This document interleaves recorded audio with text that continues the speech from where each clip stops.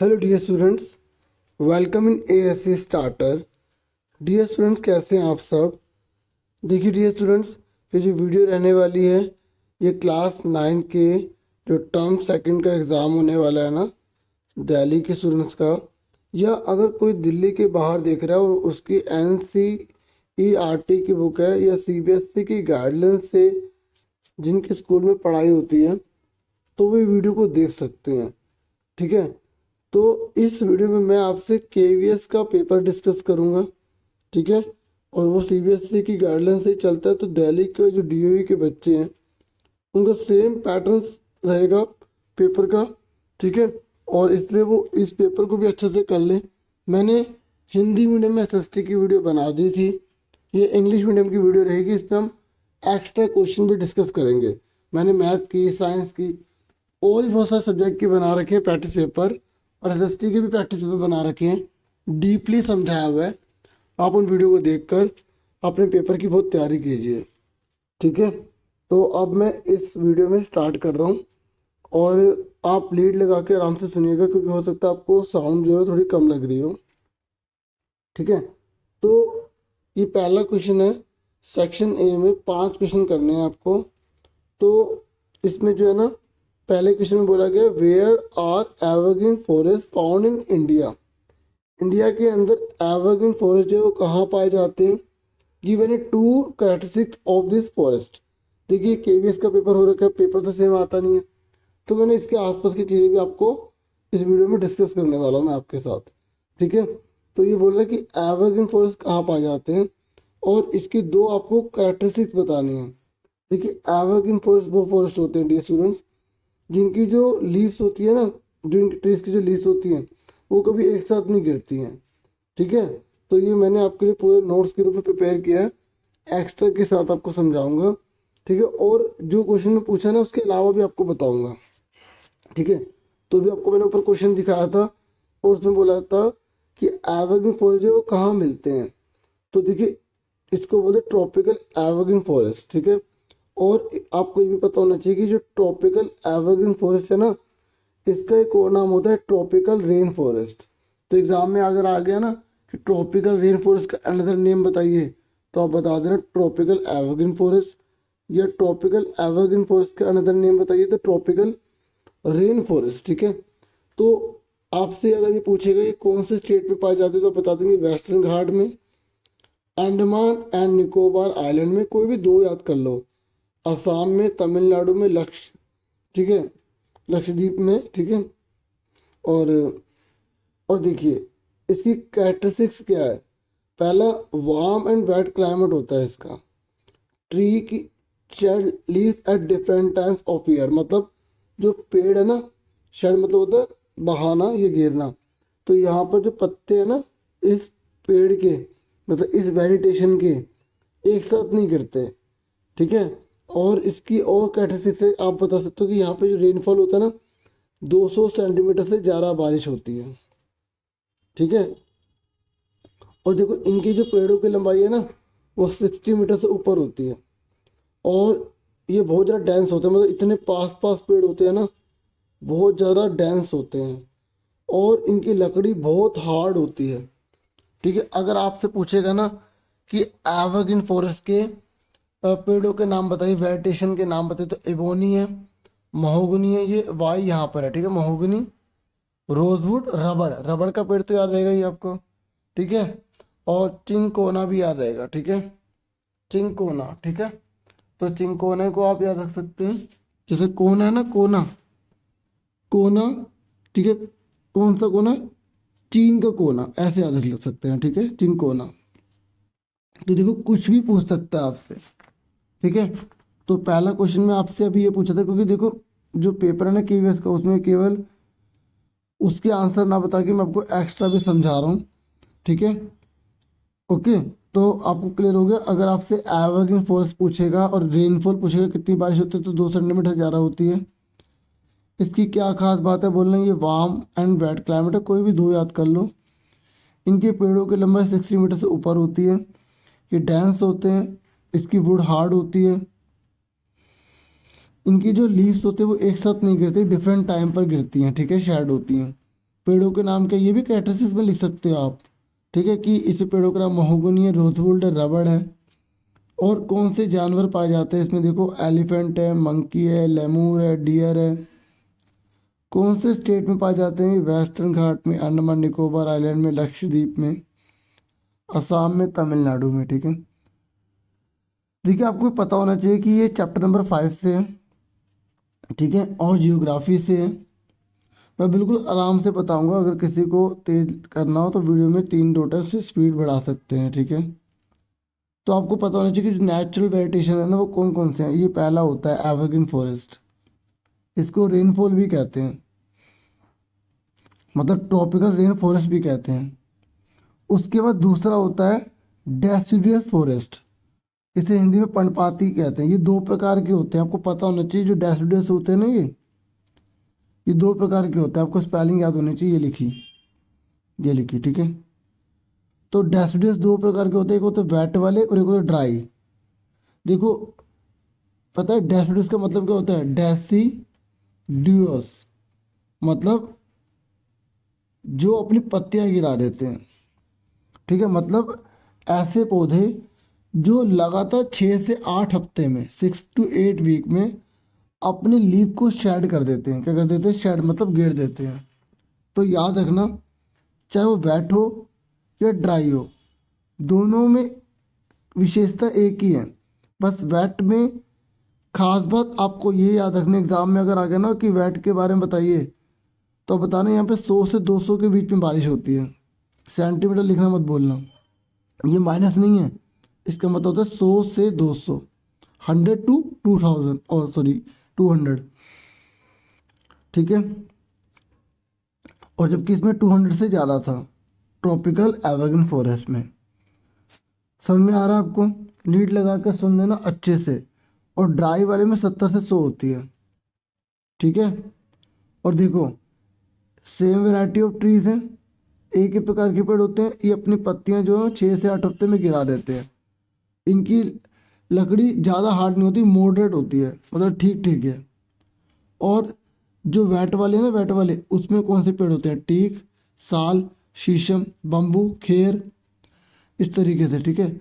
और देखो ये टीक इसमें है ना, तो देखो ड्राई में भी टीक है, साल है, पीपल है और नीम है। तो देखो इसमें पीपल नीम याद रख लो ड्राई वाले में, और इसमें जो अर्जुन याद रख लो और मलबरी, ठीक है। और अगर ये याद नहीं रखना तो टीक और साल दोनों में सेम है, तो इसका बोलेगा तो इसका भी लिख देना, इसका बोलेगा तो इसका भी लिख देना। और एनिमल देखो इनमें कौन से पाए जाते हैं, दोनों में लायन, टाइगर, डियर, पिग, 2 4 याद कर लो। और जो वेट डेसिडुअस है ना, ये कहाँ पर है, कौन से स्टेट्स में है, ठीक है। तो ये है आपका झारखंड में, उड़ीसा, छत्तीसगढ़ में, नॉर्थ ईस्ट स्टेट में, नॉर्थ ईस्ट याद रख लेना, ठीक है, नॉर्थ ईस्ट में है। और ये बिहार, उत्तर प्रदेश, ठीक है। उसके बाद तीसरा होता है थॉर्न फॉरेस्ट एंड बुशेस। यहाँ पे 70 सेंटीमीटर से कम बारिश होती है, ठीक है, कितने, 70 से कम होती है।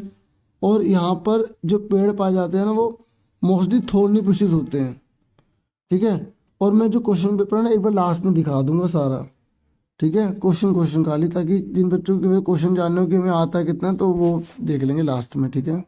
तो मतलब कांटेदार होते हैं इसमें, थोर्न मतलब तो कांटे। और इनकी जो जड़ें होती है वो डीप होते हैं, मतलब बहुत जमीन के अंदर तक जाती हैं, ठीक है, आपने टैप रूट पढ़ा होगा। और इनकी जो लीव्स होती है ना, वो स्पाइन के रूप में होती हैं, मतलब कांटे के रूप में होते हैं, क्योंकि देखो इनको कम पानी चाहिए होता है ना, तो इसलिए पत्तियां इनकी बड़ी नहीं होती, ये याद रखना।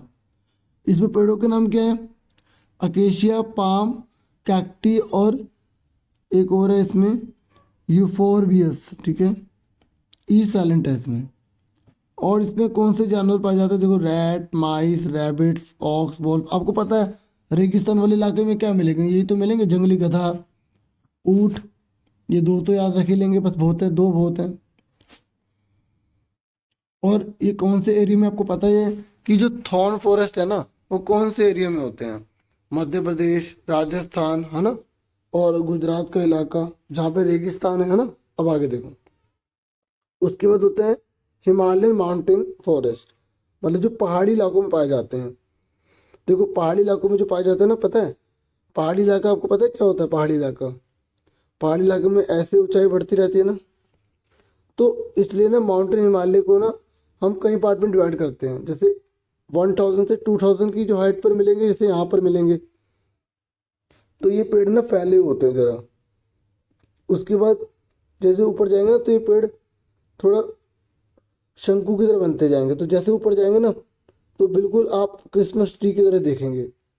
तो ये इनकी खास बात है कि 100 से 2000 जो मीटर है ना, वो वेट टेम्परेट होता है। और ये इसमें ब्रॉड ट्री होते हैं, फैले हुए पत्ते होते हैं, सॉफ्ट फ्रूट, इसकी लकड़ी बड़ी मुलायम होती है। जैसे ओ क्या रख लो खाली। कश्मीर में पाए जाते हैं, जम्मू कश्मीर, हिमाचल प्रदेश, ठीक है। और जो 1500 से लेकर 3000 है, ये कौन शेप बन जाते हैं शंकु की आकृति के, हाई लेवल पर होते हैं। इसमें पाइन, देवदार, सिल्वर फिर ये आते हैं। दो याद रख लो बस, एक सिल्वर और एक पाइन।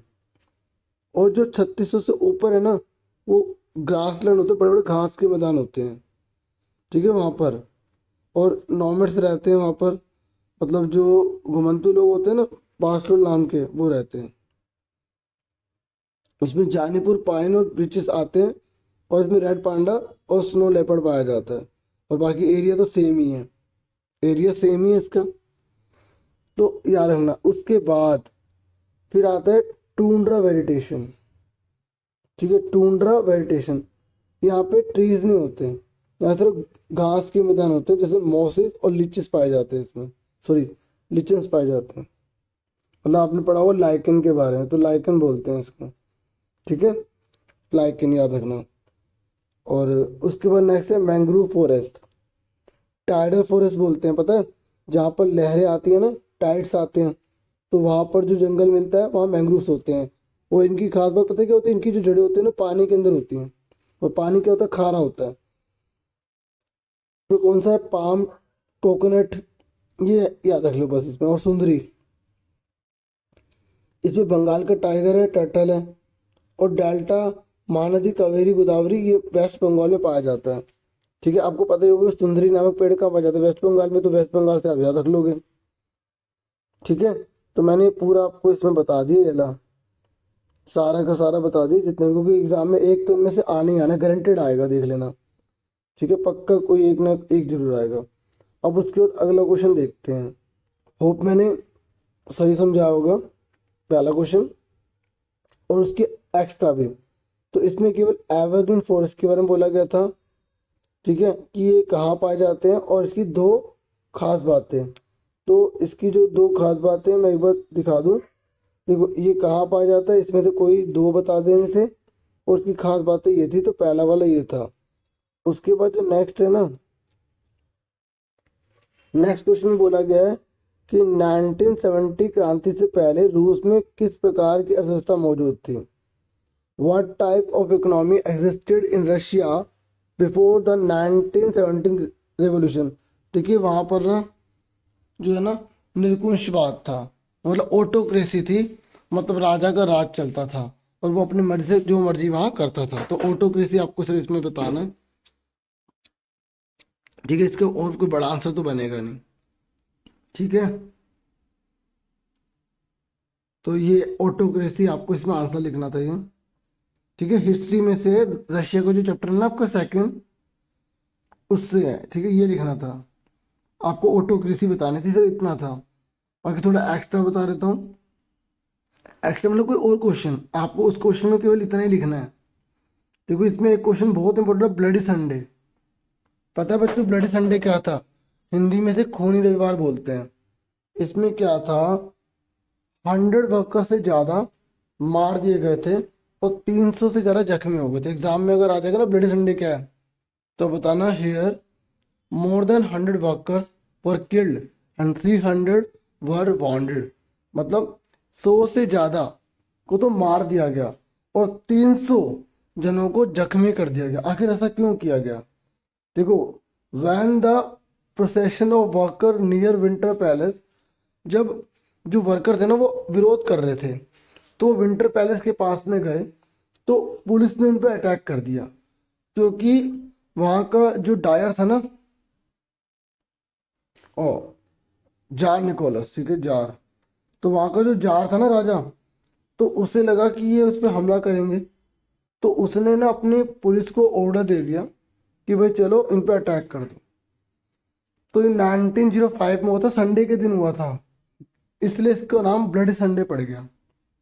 ठीक है, अब वीडियो का देखो बेनिफिट ये है कि आप इसे पीछे करके सुन सकते हो, नहीं तो मैं बार बार समझाता हूँ। तो अगर मैं बार बार समझाऊंगा तो वीडियो बहुत लंबी हो जाएगी, पीछे करके सुनेगा अगर कोई चीज़ समझ ना आए। और देखो रशिया की जो पार्लियामेंट है ना, उसका नाम ड्यूमा है, एग्जाम में बहुत बार पूछा जाता है। देखिए, जब फर्स्ट वर्ल्ड वार हुआ ना, आपको पता होना चाहिए प्रथम विश्व युद्ध, जो फर्स्ट वर्ल्ड वार है ना वो 1940 से 1980 के बीच में हुई थी। और ये दो जनों के बीच में हुई थी, एक सेंट्रल पावर, एग्जाम में पूछ लेता है कि सेंट्रल पावर में कौन कौन सी कंट्रीज आती हैं। और सेंट्रल पावर जर्मनी, ऑस्ट्रिया, तुर्की, और एलिड पावर में फ्रांस, ब्रिटेन, रशिया। देखो मेरे को इससे याद आ गया कि मैंने मैप की भी वीडियो बना रखी है जो टर्म सेकंड का है, आप वो भी देख लेना। ठीक है, समझ में आ रही है। उसके बाद नेक्स्ट, फरवरी रिवॉल्यूशन क्या है। देखो ये एग्जाम में बहुत बार आया हुआ है कि फरवरी क्रांति क्या होती है। देखिए 1917 में there was acute shortage of food, खाने की कमी पड़ गई थी इन द वर्कर्स क्वार्टर, जो वर्कर के जो क्वार्टर थे ना वहां पर खाने की कमी पड़ गई थी। This led to many protest, इससे क्या हुआ, उन्होंने विरोध करना शुरू कर दिया, विद्रोह करना शुरू कर दिया।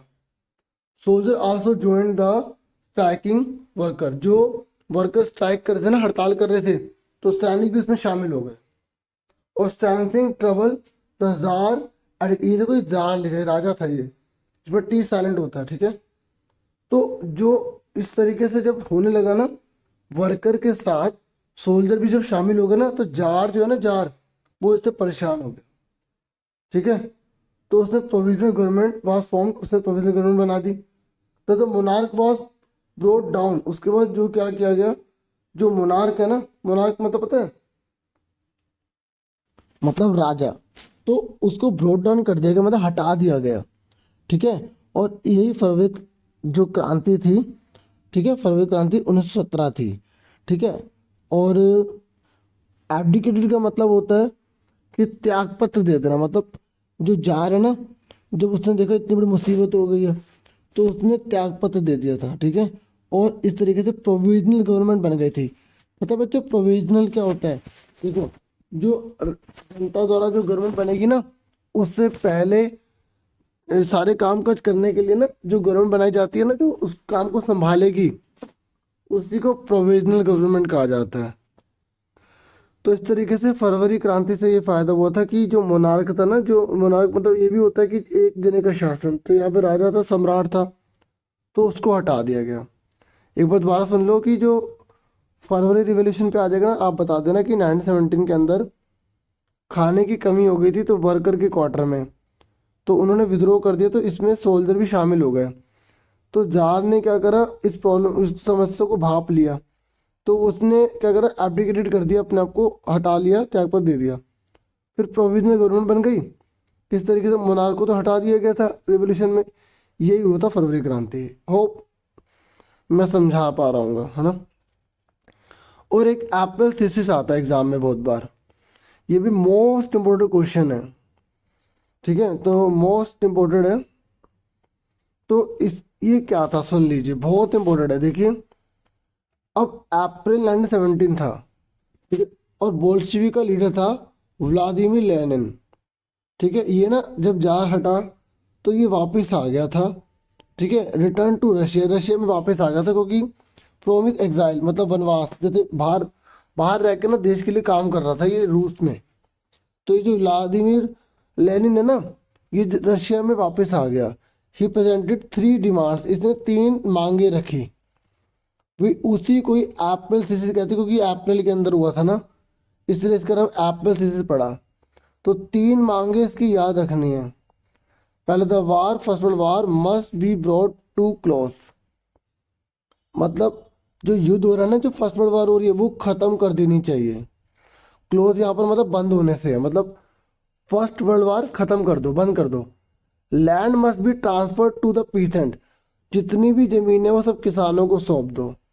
तीसरा, बैंक्स मस्ट बी नेशनलाइज्ड, कि सारे के सारे जो बैंक है ना वो राष्ट्रीयकरण कर दीजिए, मतलब सरकार अपने कंट्रोल में कर लेगी। तो बच्चों समझ में आ गया? आप में से इसे दोबारा सुन लेना पीछे करके, ठीक है? समझ में आ गई? क्लियर? देखिए अब हम नेक्स्ट क्वेश्चन कर रहे हैं। नेक्स्ट क्वेश्चन है कि define the following constituency code of conduct. तो ये आपको पॉलिटिकल से है, ठीक है? तो अब इसके आंसर देखते हैं हम फटाफट। देखिए अगर एग्जाम में कंस्टिट्यूएंसीज बोल दे या इलेक्टोरल कंस्टिट्यूएंसीज बोल दे, बात एक ही है। देखिए होती क्या है कंस्टिट्यूएंसीज? देखिए पूरी की पूरी जो कंट्री होती है ना, उसको अलग अलग एरियाज में डिवाइड कर देते हैं, ठीक है? और वहाँ के जो है ना लोग, जो व्यक्ति वहाँ पे चुनाव के लिए खड़ा होता है ना कि भाई मुझे जिताओ, तो वहाँ के लोग उसको वोट देते हैं। जिसको सबसे ज्यादा वोट मिलते हैं ना, वो उस इलाके का जो है ना, वो या तो एमपी बन जाएगा, ठीक है, या एमएलए बन जाएगा, ठीक है, या वो म्यूनसिपैलिटी का जो पर्सन होता है ना, वो बन जाएगा। तो या पंचायत में जो होता है ना, वो बन जाएगा। तो इसी को एक कंस्टिट्यूंसी कहते हैं। तो अब आप इसे एग्जाम में कैसे लिखेंगे? तो आप बिल्कुल शॉर्ट में बताना चाहते हो तो आप लिखेंगे the country is divided into different area for the purpose of election. पूरी की पूरी कंट्री को हम जो है ना एरियाज में बांट देते हैं ताकि इलेक्शन हो सके। उन्हीं एरियाज को हम इलेक्टोरल कंस्टिट्यूएंसीज कहते हैं। इतना बहुत है। लेकिन अगर आप आगे बताना चाहते हैं तो आप बता सकते हैं कि इंडिया के अंदर जो लोकसभा है ना, उस पर 543 है क्या कंस्टिट्यूएंसीज। देखो जो लोकसभा की जो कंस्टिट्यूएंसीज होती है ना, उससे प्राइम मिनिस्टर चूज होता है, ये याद रखना।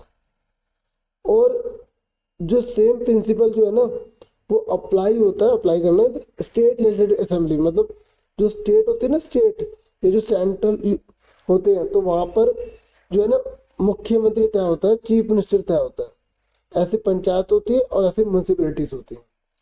तो अगर आप उससे पूछ ले कि इलेक्ट्रोल, या केवल इतना पूछ ले कंस्टिट्यूएंसीज क्या है, तो आप क्या बताएंगे? यहाँ से यहाँ तक मेन बताएंगे, ठीक है? ठीक है।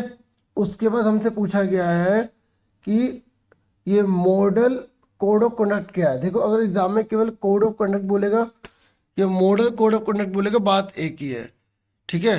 तो आपको पता होना चाहिए कि कोड ऑफ कंडक्ट होता क्या है। तो देखिए, देखो जब हम किसी देश के अंदर या अपने भारत की हम बात करते हैं, तो यहाँ पर जो है जब चुनाव होते हैं ना, तो जब चुनाव की घोषणा होती है तो चुनाव आयोग क्या करता है, इलेक्शन कमीशन क्या करता है, कुछ रूल्स डिसाइड करता है, उसी को मोड ऑफ कंडक्ट कहते हैं। देखिए मॉडल कोड ऑफ कंडक्ट के बारे में मैं आपको बता दूं। जो मॉडल कोड ऑफ कंडक्ट है ना, वो क्या होता है? All the candidates and their parties follow the model code of conduct for election campaign. ठीक है, इलेक्शन कैंपेन के लिए ना जितने भी पार्टीज होते हैं, कैंडिडेट्स होते हैं, वो मॉडल कोड ऑफ कंडक्ट मानते हैं। पता है होते क्या है? देखो जो भी जब चुनाव होते हैं तो जितनी पार्टीज होते हैं ना, उन्हें इलेक्शन कमीशन कुछ रूल्स को फॉलो करने के लिए कहता है, उसे बोलते हैं। तो आप ये लिख सकते हैं, सिंपल लैंग्वेज में बता देता हूँ। All the rules which are followed by the candidates or party during the election campaign is called model code of conduct। खाली model code of conduct आएगा या खाली code of conduct आएगा तो भी आप यही लिखेंगे, ठीक है? अब उसके बाद नेक्स्ट देखते हैं थोड़ा एक्स्ट्रा कि वोटर लिस्ट क्या होती है। देखिए वोटर लिस्ट एक ऐसी लिस्ट होती है जिसमें जो वोट देंगे ना, उनका उसमें नेम होता है। तो बोलेंगे it is a list of eligible person who can vote. ठीक है, ये एक वो लिस्ट होती है जिसमें एलिजिबल पर्सन के बारे में बताते हैं जो वोट दे सकते हैं। इतना बहुत है। और ये एग्जाम में बहुत बार आया हुआ है। ये यूनिवर्सल एडल्ट फ्रेंचाइज क्या होता है? देखो भारत देश के अंदर ना, जो भी 18 साल से अधिक उम्र का है ना, या 18 साल का है, तो उसे वोट डालने का राइट होता है ना? उसी को बच्चों यूनिवर्सल एडल्ट फ्रेंचाइज कहते हैं, हिंदी में बोलते हैं वयस्क मताधिकार। ठीक है, all the citizen age 18 years or above can vote in the election is called universal adult franchise। समझ में आ गया? क्लियर हो गया? अब सुनो, एक होता है रिजर्व्ड कंस्टिट्यूएंसीज। देखो हमारे देश के अंदर ना, जो शेड्यूल कास्ट के हैं और जो शेड्यूल ट्राइब के हैं, ठीक है, उनको ना जो रिजर्वेशन दिया गया है सीट्स के लिए कि उस सीट यानी कि कंस्टिट्यूएंसीज बताया था ना मैंने, तो कंस्टिट्यूएंसी को सीट भी कहते हैं। और बताया सीट या कंस्टिट्यूएंसी क्या होता है कि उस इलाके के जो लोग हैं ना, जो लोग उसमें खड़े होंगे चुनाव के लिए, उनमें उन्हें वोट देंगे और जो जीतेगा वो उन पर राज करेगा, उनके ऊपर उनके लिए काम करेगा, है ना। तो हमारे देश में ना कुछ इलाके या कुछ सीट्स बोलूं या कुछ कंस्टिट्यूएंसीज बोलूं, ये ना रिजर्व की गई हैं ताकि यहाँ के जो लोग हैं ना, यहाँ के जो लोग हैं वो उसी जाति का होगा और उसी जाति मतलब कोई भी पार्टी होगी ना वो उसी जाति के व्यक्ति को खड़ा करेगी और फिर जीत के कौन आएगा, उसी जाति का व्यक्ति आएगा। तो एससी के लिए भारत देश में 84 सीट रिजर्व है, याद रखना पूछ लेता है। और एसटी के लिए 47 है। किसमें? लोकसभा की बात कर रहा हूं मैं, ठीक है। और जो महिलाएं हैं ना उनको इसमें अभी कोई रिजर्वेशन नहीं दिया गया, लेकिन जो पंचायत है, नगर निगम है, एमसीडी, उसमें उन्हें 1/3 उन्हें रिजर्वेशन मिला हुआ है, ठीक है। म्यूनसिपैलिटीज के जो इलेक्शन होते हैं, समझ में आ रहा है आपको? ठीक है, अब हम आगे देखते हैं। देखिए, फोर्थ क्वेश्चन करने से पहले मैं आपसे ये कहना चाहूंगा कि अगर आप चाहें तो सपोर्ट करना चाहे तो आप ज्वाइन भी कर सकते हैं, ठीक है। तो अब फोर्थ क्वेश्चन में बोला गया है कि India has huge diversity of flora and fauna. India जो है ना वो फ्लोरा और फोना में बहुत ज्यादा डाइवर्स है, मतलब इतने प्रकार के। फ्लोरा का मतलब पता है क्या होता है बच्चों? फ्लोरा का मतलब होता है बहुत प्रकार के जो है प्लांट्स, ट्रीज, पर different types of plants and trees. और फोना का मतलब होता है different types of animals, birds. तो हमारा इंडिया इसमें बहुत ज्यादा है ना। आपने चैप्टर में भी पढ़ा होगा, ये जो आपका चैप्टर है ना ज्योग्राफी का, उसमें चैप्टर में 5 में आपने पढ़ा होगा कि कितने टाइप्स के 90,000 के आसपास जो है वो आप फोना के टाइप देख सकते हैं, एनिमल्स के टाइप देख सकते हैं, है ना। और 15,000 के आसपास आप प्लांट देख सकते हैं जो फ्लावर वाले हैं, है ना। तो आपने देखा भी होगा। तो ये कह रहे कौन से फैक्टर्स हैं जो इतना ज्यादा डाइवर्स बनाता है? देखो, हमारा जो जो फिजिकल स्ट्रक्चर है ना धरती का, हमारे पास लैंड भी है, हमारे पास माउंटेन भी है, हमारे पास प्लेट्यू भी है, हमारे पास आइलैंड भी है। तो इस वजह से हमारे पास बहुत सारा डाइवर्सिटी हो जाती है। अगर हम बात करें सॉइल की, तो हमारे पास सॉइल भी बहुत सारी हैं, 6 टाइप्स की सॉइल है हमारे पास। आंसर करते हैं, उसमें देख लेते हैं और अच्छे से, है ना। देखिए, जब आप चैप्टर 5 ओपन करते हैं तो आप ये यहाँ पर देखेंगे, ठीक है, कि कौन कौन से फैक्टर्स हैं जो इंडिया में इतनी ज़्यादा डाइवर्सिटी पाई जाती है। तो ये देखिए, एक है लैंड, दूसरा है सॉयल, तीसरा है यहाँ पर क्लाइमेट, ठीक है, जिसमें टेम्परेचर वगैरह आया हुआ है, ठीक है, सनलाइट है, प्रेसिपिटेशन है। तो ये 5 पॉइंट दे रखे हैं, ठीक है। तो आप इसमें से कोई भी 2 लर्न कर लो, ये बहुत ज़्यादा इंपॉर्टेंट है। और लैंड में ये नहीं कि आपको ये पूरा का पूरा बताना, आप अपनी लैंग्वेज में बता दो, ठीक है, कि इंडिया के पास जैसे लैंड है तो बोलोगे यहाँ पे माउंटेन्स है, ठीक है, यहाँ पर प्लेट्यू है। तो जिसकी वजह से यहाँ पर जो है आपको वेजिटेशन अलग अलग मिल जाएंगे, डिफरेंट टाइप के वेजिटेशन मिल जाएंगे, यहाँ पे ग्रासलैंड मिल जाएगा। सोइल में आप बता दो कि इंडिया में सोइल बहुत टाइप की है, ठीक है, जैसे 6 टाइप की सोइल्स हैं। एलुवियल सोइल है, इसमें लिखा नहीं है, मैं आपको बता रहा हूँ। ब्लैक सोइल है, येलो सोइल है, लेटराइट सोइल है, ठीक है, माउंटेन सोइल है और डेजर्ट सोइल है। तो इस तरीके से मतलब आप बता सकते हैं। टेम्परेचर बता सकते हो कि इंडिया में कुछ ऐसा एरिया जहाँ बर्फ रहती है ऑल ईयर, कुछ ऐसा जहाँ पूरे ईयर जो है हॉट टेम्परेचर रहता है, जैसे केरल है, कर्नाटक है। तो जिसकी वजह से हमारे देश में अनेक प्रकार के फ्लोरा और फोना पाए जाते हैं, ठीक है। तो ये अगर आप इसमें करेंगे तो काफ़ी आपको हो सकता है टफनेस महसूस हो। बाकी मैंने समझा दिया, अब बना के अपनी लैंग्वेज में लिख देना। अब नेक्स्ट क्वेश्चन देखते हैं। अच्छा, नेक्स्ट से पहले थोड़ा सा मैं एक्स्ट्रा आपको बताना चाहूँगा। देखिए, जो आपकी बुक है ना उसमें कुछ पुराना डाटा है, तो आप नया डाटा याद रखना कि जैसे नेशनल पार्क जो है ना इस समय इंडिया में 103 है और वाइल्ड लाइफ सेंचुरी 535 है, यानी कि 535, और जूलॉजिकल गार्डन्स हैं, ठीक है। और ये बता रहा है कि जो पार्क है ना ये निवास स्थान है फोना के लिए, मतलब विभिन्न प्रकार के जीव जंतु के लिए। और 18 जो है ना वो बायोस्फीयर रिजर्व है, याद रखना, बायोस्फीयर रिजर्व 18 है। और 5 टाइप की वेजिटेशन है, वो मैंने आपको बता दिया था ना, एवरग्रीन फॉरेस्ट है, डेसिडुअस फॉरेस्ट है ना, तो वो। और 90,000 के आसपास एनिमल की स्पीशीज है भारत में। 2000 के आसपास बर्ड्स की हैं, और ये कह रहे हैं कि टोटली 30% वर्ल्ड की। तो इसमें इतना जानना बहुत जरूरी है कि ये याद रख लो बस, ठीक है।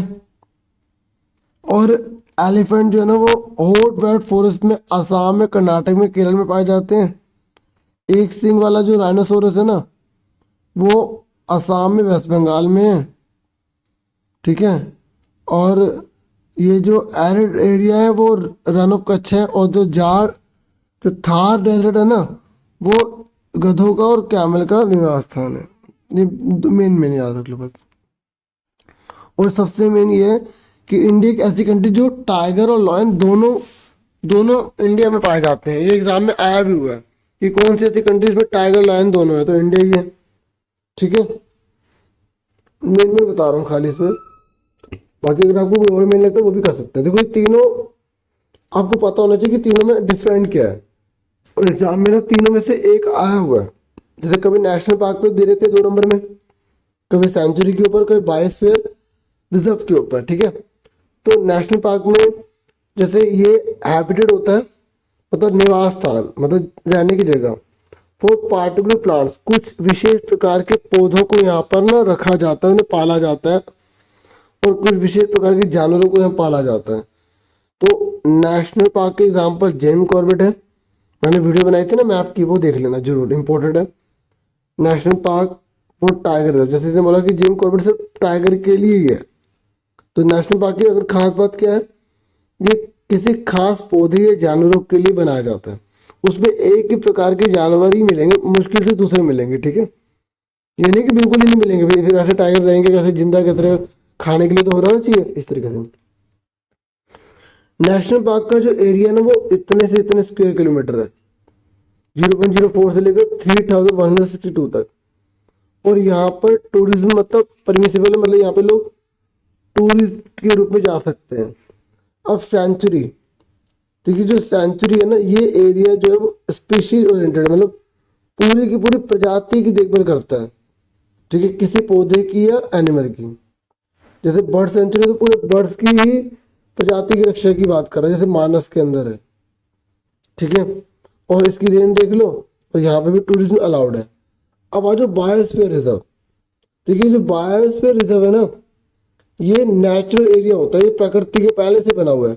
बस इसमें क्या करते हैं, जो रक्षा करने वाले उसकी आगे बाउंड्री बना देते हैं इस प्रकार से, ताकि यहाँ पर कुछ शिकारी वगैरह हमला न कर पाए और जानवरों को नुकसान ना पहुंचाए। मतलब जो जंतु जैसे जा रहा है वही है, बस उसके चारों ओर एक बाउंड्री से बनाते हैं, और जो जानवर अंदर होते हैं पता ही नहीं होता कि वो उनकी देखरेख हो रही है, ठीक है। और यहाँ पर जो है ना परमिशन नहीं देते टूरिज्म की। और देखो बाकी ये भी लिख देना है कितने कितने हैं, ऊपर मैंने बताया था ना आपको,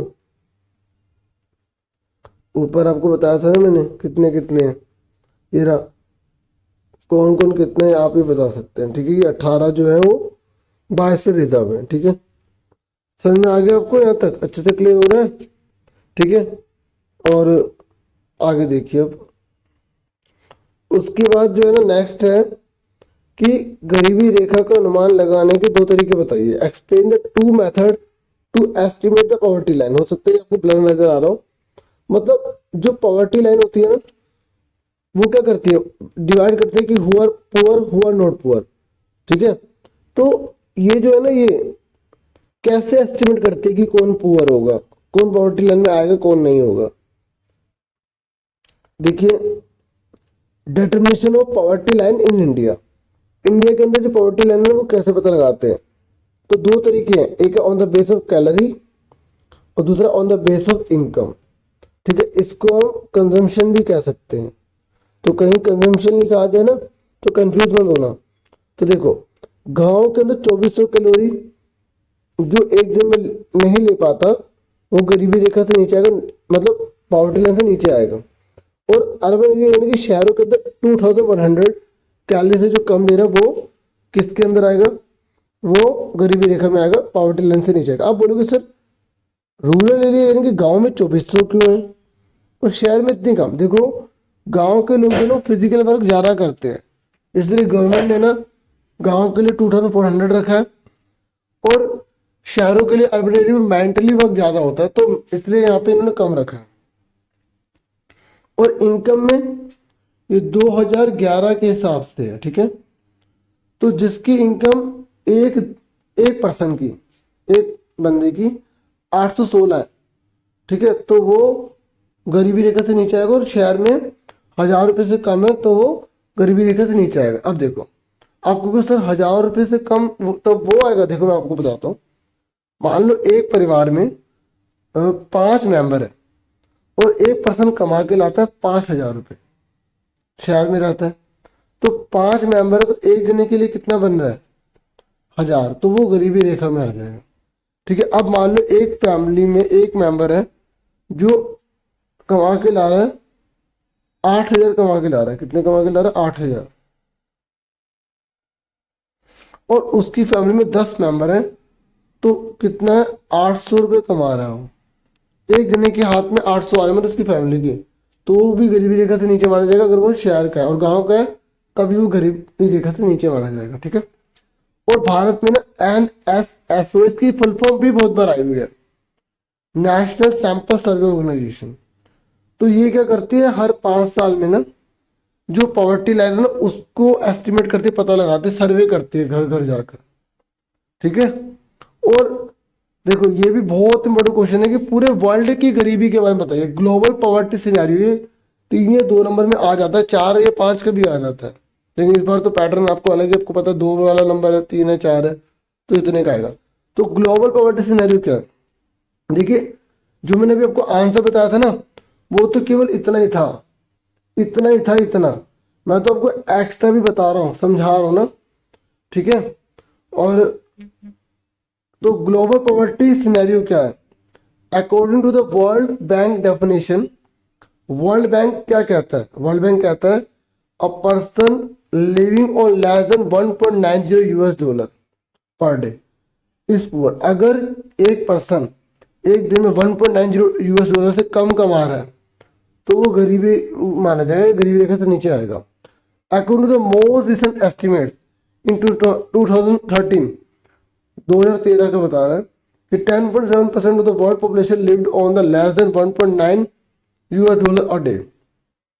मतलब 10 पूरे वर्ल्ड की 10.7% ऐसी पॉपुलेशन है जो एक दिन में 1.9 यूएस डॉलर से भी कम कमाती है, ठीक है। देखो ये ना बहुत कम लिखा है, आपको इसमें और भी बातें ऐड करनी पड़ेगी, जैसे क्योंकि जब ग्लोबल पॉवर्टी सिनेरियो को बोलेगा ना तो आपको बताना पड़ेगा कि जो साउथ एशियन कंट्रीज है उनमें पॉवर्टी रिड्यूस हो रही है, जैसे इंडिया के अंदर रिड्यूस हो रही है। चाइना ने भी अपनी कंट्री के अंदर जो पॉवर्टी है उसको काफी उनने डिक्लाइन कर लिया है। जो लैटिन अमेरिका की कंट्री है उनमें जो पॉवर्टी है वो लगभग वैसी ही है। तो ये दो मैंने बातें बोली है ना आपको लिखनी भी पड़ेंगी, ठीक है। जब ग्लोबल आए, ग्लोबल मतलब पूरा विश्व का आता है, तो ठीक है। उसके बाद ये है कि पॉवर्टी की कॉजेज क्या है, मतलब कारण क्या है पॉवर्टी। तो देखिए एक तो पॉलिसीज ऑफ ब्रिटिश इरा, जब भारत गुलाम था ना, भारत जब फ्री नहीं था, तो भारत जब स्लेव था मतलब गुलाम था, तो ब्रिटिश गवर्नमेंट की जो पॉलिसी थी वो भारत के अपोज थी, ठीक है। मतलब उन ब्रिटिश गवर्नमेंट के बेनिफिट में थी, हमारे लिए नहीं थी वो। ब्रिटिश गवर्नमेंट वही भारत में ग्रो करवा रही थी जिससे भारत को नहीं बल्कि ब्रिटिश गवर्नमेंट को बेनिफिट मिले। जैसे वो इंडिगो को बहुत ज़्यादा ग्रो करवा रही थी, ठीक है, वो चाय को है ना, टी को, कॉफी को, और उससे गेन कर रही थी। उन्होंने ना भारत के किसान जो भारत के लोग हैं जैसे वीट पर, राइस पर इतना ध्यान नहीं दिया जैसे भारत को फायदा हो, ठीक है। उन्होंने क्या किया, सबसे बड़ी बात जो पॉलिटिकल ब्रिटिश है ना, उन्होंने क्या किया, यहाँ से रॉ मटेरियल ले जाते थे, ठीक है, उसको एक्सपोर्ट कर देते थे, और जो फाइनल गुड्स बनाकर भारत में कोई मार्केट बनाती थी और भारत में इंपोर्ट करते थे, जिससे भारत की पूरी इकोनॉमी खराब होती चली गई, जो गरीबी का कारण है, पॉवर्टी का कॉजेज रही। क्योंकि ये अकेला पॉइंट 4 नंबर में पूछ लेता है, बाकी सारे तो आपको पता है पॉपुलेशन बढ़ेगी तो भी गरीबी बढ़ेगी। अगर ग्रीन रेवोल्यूशन देखो, जो ग्रीन रेवोल्यूशन था ना इसमें क्या किया गया था, HYV सीड्स का यूज किया गया था, और ये 1960 के डिकेड में आई थी। तो इसका बेनिफिट केवल कुछ स्टेट को मिला, आपको पता है ग्रीन रेवोल्यूशन का बेनिफिट किसको मिला था? इसको मिला था पश्चिम यूपी को, मतलब जो वेस्टर्न यूपी है उसको मिला, पंजाब को मिला और हरियाणा को मिला। बाकी जो और स्टेट थे ना उनको ये बेनिफिट नहीं मिला, जिसकी वजह से पॉवर्टी उन स्टेट में पाई गई, जैसे बिहार, उड़ीसा। ठीक है। और देखो लैंड, अब किसी के पास लैंड है, किसी को लैंड ही नहीं है, मतलब जमीन नहीं है, तो वो अपना गरीब होगा ना। और भी होता है, जैसे डिपेंडेंट, अब वो कोई पर्सन हो किसी भी डिपेंडेंट है, और अगर उसका कोई सहारा नहीं रहा तो वो गरीब ही रह जाएगा। और बाकी सामाजिक और कल्चर फैक्टर भी होते हैं जो पॉवर्टी का रीजन होते हैं। ठीक है, ठीक है डियर स्टूडेंट्स। तो ये सबसे इंपॉर्टेंट क्वेश्चन है, ये भी एग्जाम में बहुत बार आया हुआ है।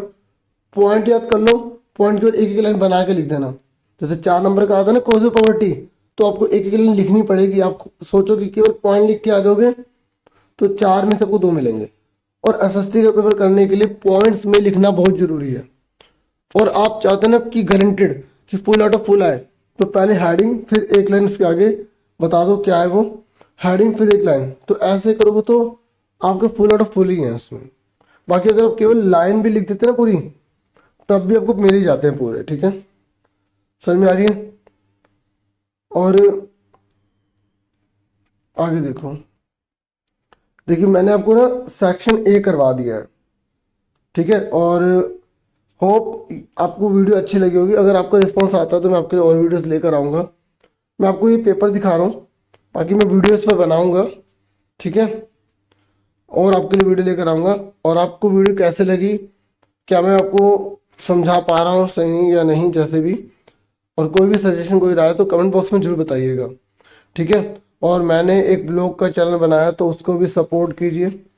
ठीक है, और मैं जो कमेंट है और डिस्क्रिप्शन है उसमें लिंक दूंगा, तो सब्सक्राइब जरूर सारे कर लीजिएगा। और आप ज्वाइन करके चैनल को सपोर्ट भी कर सकते हैं। ठीक है, ये पेपर देख लो, और मैं इस पर वीडियो बाकी सेकंड पार्ट बना के आपको प्रोवाइड करूंगा। थोड़ा अभी टाइम की कमी है, नहीं तो मैं इसी में आपको और अच्छा सा और आगे समझा देता हूँ, तो कल ही ला पाऊंगा वीडियो आपके लिए नेक्स्ट डे। ठीक है, एक और तैयारी अपनी बहुत अच्छे से कीजिए। ये मैंने पेपर आपको दिखा दिया, क्योंकि बहुत बच्चे एक्साइटेड होते हैं भाई मुझे तो पूरा करना है, तो आराम से लीजिए, पूरा पहले कर लीजिए। बाकी मैं आपके लिए वीडियो तो लेकर आऊँगा ही। ठीक है, और वीडियो को लाइक, चैनल को सब्सक्राइब जरूर कीजिएगा। Thank you for watching and listening carefully. Take care yourself dear students.